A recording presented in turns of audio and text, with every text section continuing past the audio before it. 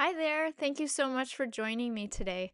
We are going to be talking about emotions, and I will be sharing with you some ways to build your emotional awareness because we all have emotions. And of course, they have a huge impact on our well being and how we're feeling and our physical health.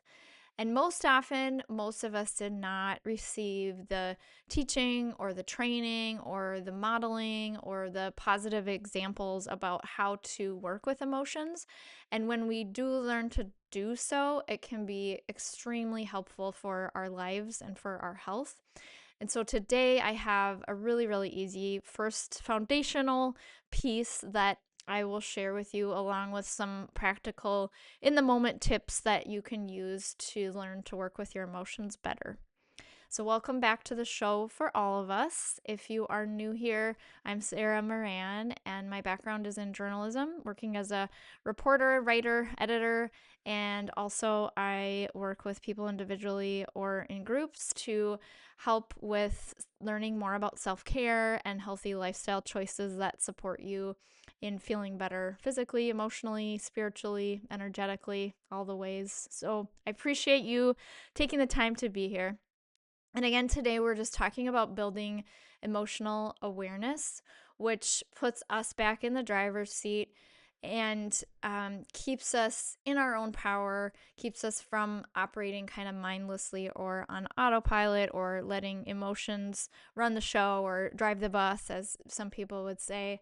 And so the tool for today that is really that foundational piece is kind of a two-part thing, which is I'm just going to call it notice and identify. And so for the first step, we have to notice. We have to notice in the first place that we are experiencing some kind of emotion or that we are having a certain feeling or a sensation in our body, our mind, our being. And so, really, this is about being present.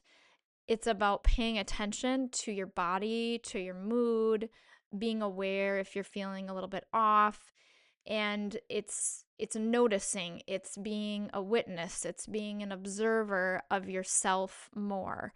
And really all of those words would fall under the umbrella of self-awareness. So this is about self-awareness, increased awareness of what you're feeling emotionally, energetically, physically, sensations and feelings, because unfortunately the default often is that when a little bit of discomfort arises, say something's bothering us a little bit, or something's made us a little uneasy, a little uncomfortable, a little anxious or worried, sad or down, irritated or frustrated, without even thinking about it, often that default is to just try to make that feeling go away as fast as possible. And so we develop these patterns of trying to cope, and those patterns look like escape, distraction, suppressing or repressing feelings, numbing them, shoving them inside, avoiding them, or also throwing them out onto somebody else or something else. And if you think about all those words I just used, they are all ways to not be present and to avoid being present with what truly is in the moment. And my general view is we want to be as present as possible. We want to be as fully present and aware and conscious as we can be for the full experience of life and the full experience of who we are. And I think that serves us in many ways. But to give some examples of what does the distraction or avoidance or repressing, what does that tend to look like? Here's some kind of specific examples. So this could be reaching for your phone or whatever device of choice to, check if there's any new messages or to look at social media updates or to scroll. Or this could look like we go to food and look for something like with sugar or salt, something crunchy, something fatty. These are all popular choices. Or it could be looking for a drink or substance to take the edge off or to alter the mind a bit. Or it can look like diving into or staying in a busyness cycle. Oh, so much work to do, so many things to tend to, so many obligations, so much responsibility. And on that one, a little bit of a sneakier version is staying busy with other things like a very busy social calendar, always needing to be with people, always needing to be at an event or have something planned, a trip, a travel, an outing, an event, any of those kind of things, just constantly staying externally engaged. Or another way that we do this is seeking something in the material, like shopping, buying, retail therapy, as people like to refer to it. Or it can come in the form of just throwing emotions out at other people. So this can be anything from a little microaggression like teasing, or road rage, or being really impatient or short with someone who isn't even maybe the cause of what's bothering you. And then it can also look like just vegging out in front of the TV or whatever other device of choice. So these are all some examples of ways that we escape, we distract, we numb, we suppress and repress emotions. And when we do these things, the energy of the emotion still hasn't really been dealt with. It's still there lingering, and that creates imbalances in the body and the mind. And energetically, that can create some density, which is often at the heart of a lot of our health issues and our health challenges, both physical and emotional. So I just want to mention that in because the emotion is still running. It's just a form of energy. And I talk more about this in episode 4, which is called A New Look at Emotions. And the main takeaway or summary I will give you from that episode is that it's really important for us to understand emotions are not good or bad or right or wrong. They are simply information telling us something that we need to know. And they are part of the human experience, like it or not. They just are. And they are also really an important part of our internal navigation system, our inner guidance that can guide us and direct us in ways that are most aligned for us. It can help us to become and live lives that are the most authentic and healthy for who we are as unique beings. But we have to pay attention to them pay attention to the emotions in order to gain the valuable information that they can offer us. And we have a choice with any emotion or experience or sensation. We can either waste it or we can make the most of it by seeing, what does this have to show me or teach me? And the choice is really ours. So I'm hoping this episode will help you make the choice that will serve you the best. And I think it's important too to mention that if you think through those ways that I just described that we try to cope, to not judge yourself for going, oh yeah, I tend to do this one or that one or the other one, but instead to feel great that you noticed and have that awareness that that's a pattern. And we never want to judge ourselves. We'll talk more about that another time. It doesn't help us to make progress. So instead, just be glad that you noticed. And once you notice, you can do something about it. So, again, the ideal is that we're going to learn and develop more tools so that we can tend to those emotions and make more conscious choices. Because if we aren't aware of something, we can't do anything about it. We can't change it. And if we are aware, then we're in charge. We've given ourselves the power to change it, to create something else, to make decisions about how do we want to address it now. And so noticing is really the key to counteract that tendency to avoid, to pretend it's not there, to suppress or repress, to distract or escape or throw it at someone else. And so this first part again is really just about self-awareness, checking in with yourself more often, being more tuned into how you're doing. And I talk more about that in my episode number 2, which is called My Number 1 Health and Wellness Tip, and also episode 3, which is called 10 Ways to Deepen Self-Awareness. So I would invite you to check those out for more details about self-awareness. But for our purposes today, I'm just going to say it's about noticing and paying more attention to your body and your mood throughout the day, just witnessing it again without any judgment.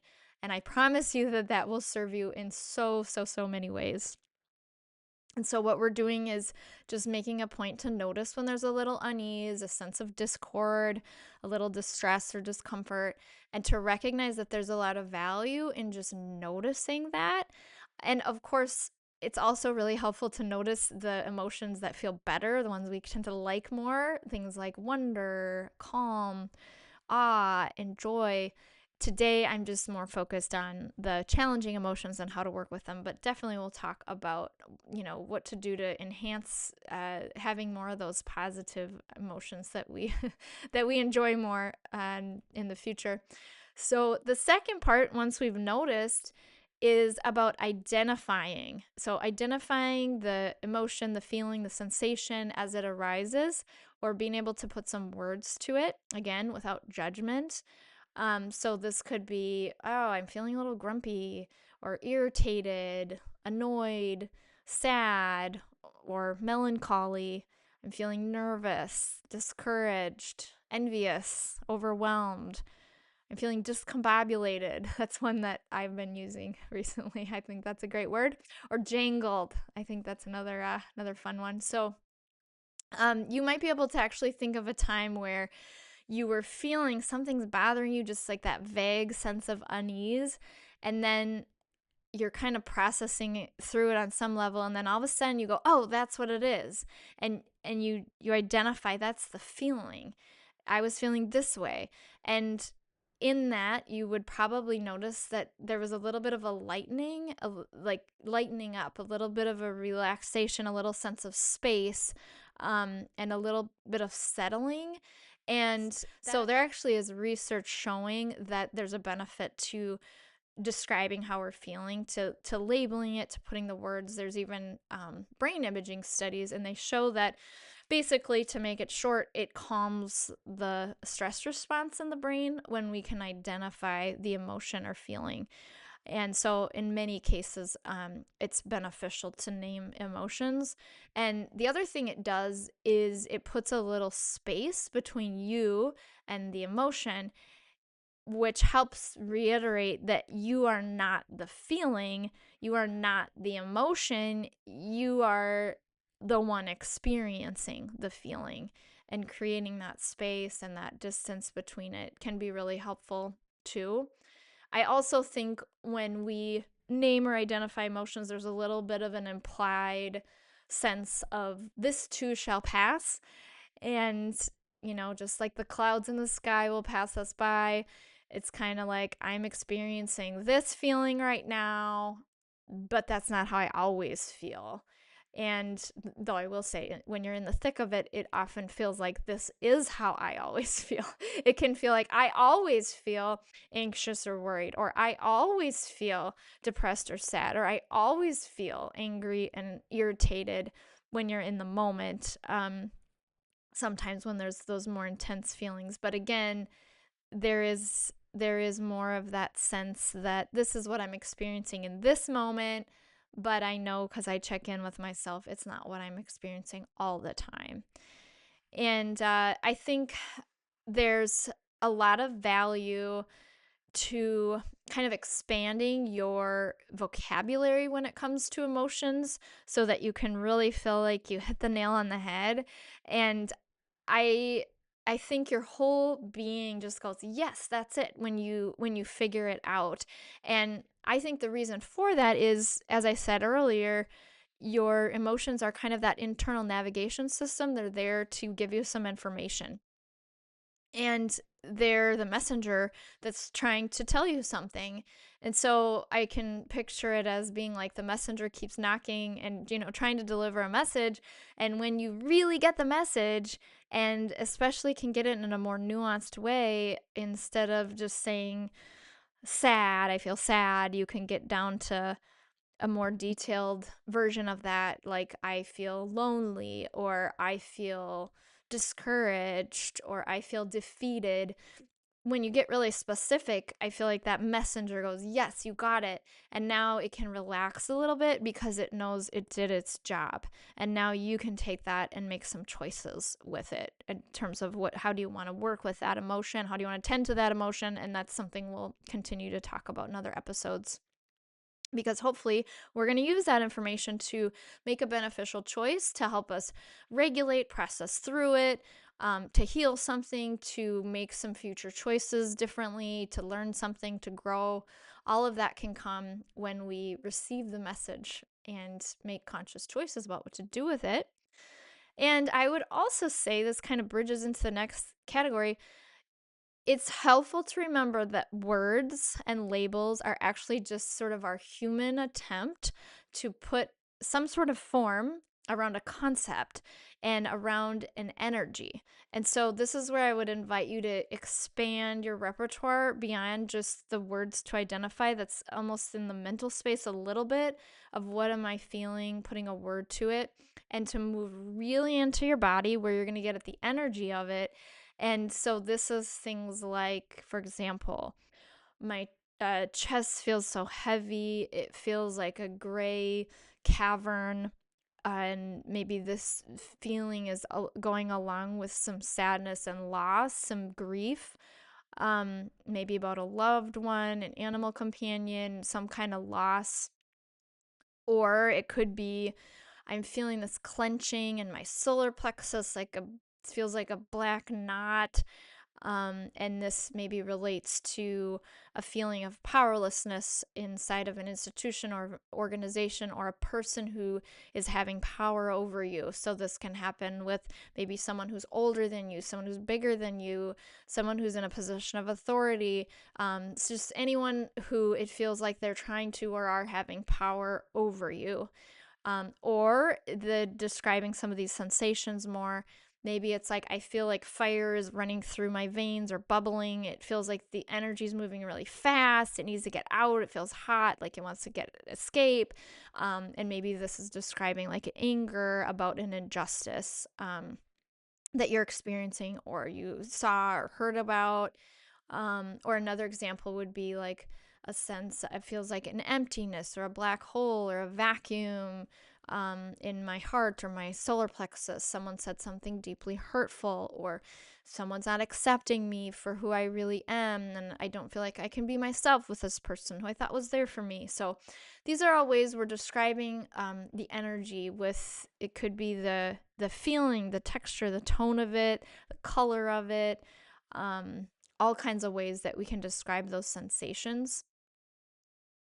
And then the third step, that's kind of a bonus piece, I guess, is to see if you can sit with or discern the why about how you feel. So I gave some of that in the last examples. And in some cases it's really simple. Like I feel irritated or angry or annoyed because that driver or that neighbor or that person on the plane next to me is being really inconsiderate about X, Y, or Z, and they're not thinking about anybody else and the impact they're having. So maybe it's just a simple little thing like that where you can quickly identify it. But I'm also going to give some examples of really common themes, actually, that give you a sense of how sometimes the why is kind of has many layers, and often our feelings have many layers. The more complex the thing is, that you can reveal quite a mixture of what you're actually feeling, and a lot of emotions might come up. And common themes are around relationships, money, health, work. And so let's give some examples here. One might be, okay, I'm noticing I feel really irritated and aggravated and short tempered. And maybe behind that is actually fear. I'm feeling scared because I have this health issue, this condition, this disease, this mysterious situation I don't understand, and I'm feeling really vulnerable. And I'm feeling anxious about it. I'm feeling scared. I feel like I can't trust my body, and that makes me sad. I feel like anything could happen at any moment. Or another type of example, I'm feeling mad at my friend. I just feel so annoyed with them. And maybe I realize, oh, that's because I feel kind of jealous of them. And I'm jealous because they have total ease with money and I'm having a lot of challenges paying my bills. And I'm even more mad at my friend because I have to spend a lot on some special needs and supports that most people don't have, and I feel very unsupported and burdened by those needs. And the whole thing just feels unfair and unjust, and I feel sad that there isn't someone who provides more of the kind of support I need. I feel sad there's not someone I can trust to share more about the special needs that I'm dealing with. Or another example, I'm feeling exhausted, I'm feeling depleted, I'm feeling really empty, like a sponge that's been drained out of every last drop and dried and it's going to break into pieces because I'm experiencing a lot of overload, overwhelm, or caregiver burnout, physically and emotionally, doing a lot of caregiving.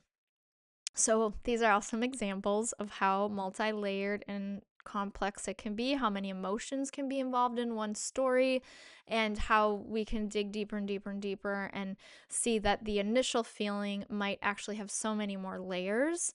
And that's really valuable information for us to get because now we're aware, we can work with it. And by the way, we don't have to necessarily or want to get too hung up in the story or get stuck in the story, but we do often need to be aware of it, and then from there we can make those choices, because otherwise what often happens is that the story is kind of driving you subconsciously. And so at least being aware of the story, especially if it's a bigger thing, can often be very helpful in knowing how to kind of heal that, clear it up, and proceed consciously.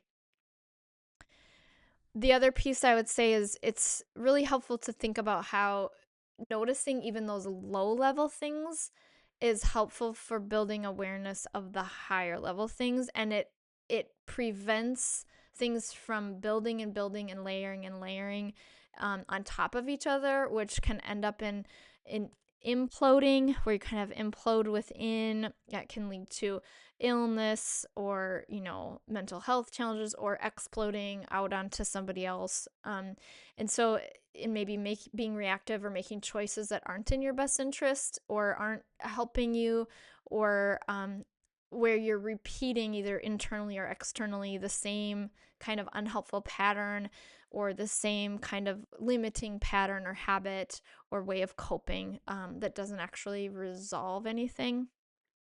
So just to review, we'll have kind of 4 interrelated parts to noticing and identifying.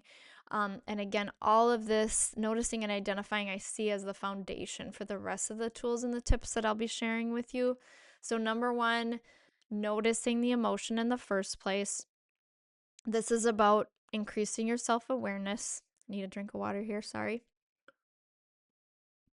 Which is really the best thing you can do for yourself. That's why I say it's my number 1 top tip for health and well-being is self-awareness. So again, I'd invite you to listen to that episode 2 and 3 to learn more about that and just start paying more attention to how you feel. And again, in a non-judgmental way. There's nothing good or bad or right or wrong about your feelings. They just are. And number 2 is about finding the words to describe or label or identify a feeling, an emotion, a sensation.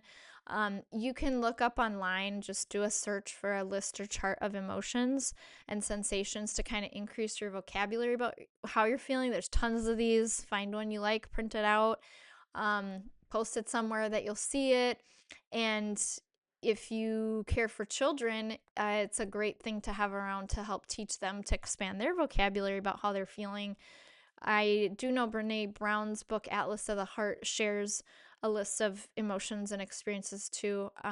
She has almost 90 listed there and talks about just the value of honing in on exactly what you're feeling. And then number 3, describe the sensation. So practice thinking about how things are actually feeling in your body. Again, that's the tone, the texture, the color, the temperature. Does it feel tight or open? All of that's getting to the energy behind it. And focusing on the sensations and the energy behind something can come more naturally to some people than others. And whereas, some people more easily identify the name and the label, the word to describe the emotion, and some people will get right at the energy of it, the feeling of it. Often kids are really good at going into the energy of it. So this is a great thing to keep them having awareness around, because it helps you work with a lot of other things. The more in tune you can be with the root of the energy behind it. So I'd really encourage that piece. And then number 4 is seeing if you can get to the why behind the emotion. We don't always have to know this, but it's really helpful. And this is one reason that journaling is very helpful. There's a ton of research about how beneficial it is to journal. And it's also why talking with another non judgmental, compassionate person you trust, or, a therapist, a spiritual director, a life coach, a well being educator. This is something I do. Just talking can help you clarify and understand more of what's behind the emotion so that you can make the most clear, wise, healthy choices and responses.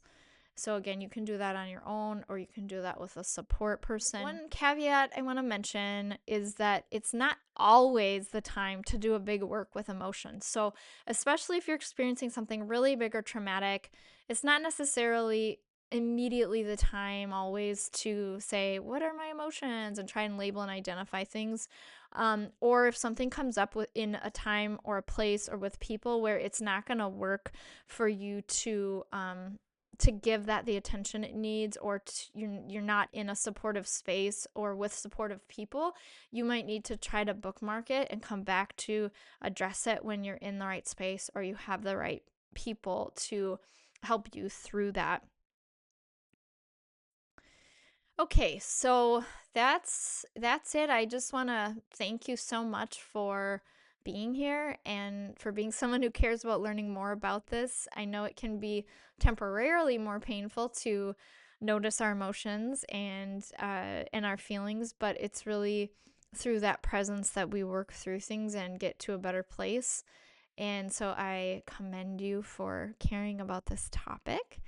And many of the upcoming shows are going to share different tools and practices and tips to build off this foundational piece where we notice and identify what's going on. So these future shows will give you a lot of different choices and practices, so that you can kind of decide what route you want to take with something. What's the best avenue at this point. And next time, I think we're going to talk about self-compassion, which is also really, really, really important. But I realized when I was thinking about self-compassion that we needed to talk about the noticing and identifying step first, and that this self-compassion piece is the next layer. So that's why I did this one first. But if this was beneficial to you, I do hope that you'll share it with anyone else you think might benefit from the information. And this is available free on YouTube and Apple Podcasts and Spotify. Thank you so much for being here. In addition to the emotion pieces, we will be talking a little bit more about food and some other topics I'm excited to share about authenticity, sensitivity, and more things. So we'll see more of that soon. Thank you so much. Take care. Bye.